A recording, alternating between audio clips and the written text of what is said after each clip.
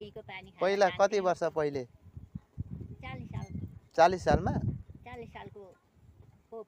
भत्केपछि उनीहरू हिँडेका 40 सालको खोलो पहिरो लागेपछि जयनगरबाट पाखा लागेका 40 सालमा जब खोलो पहिरो लाग्यो नि त्यहाँबाट उनीहरू पाखा लागे हामी चाहिँ त्यहीँ छौँ हामी त्यहीँ छौँ हामीभन्दा धेरैजना पाखा लागे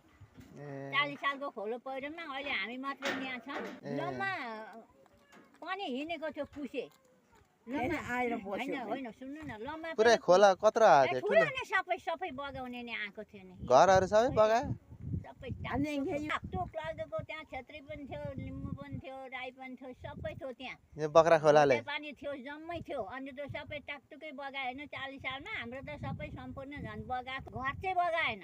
सबै खेत चाहिँ सम्पूर्णै पारेको तर हामी त्यहीँ बस्यौँ हामी गएनौँ अब हाम्रो अलिअलि थियो त्यहीँ बस्यौँ हामीहरू होइन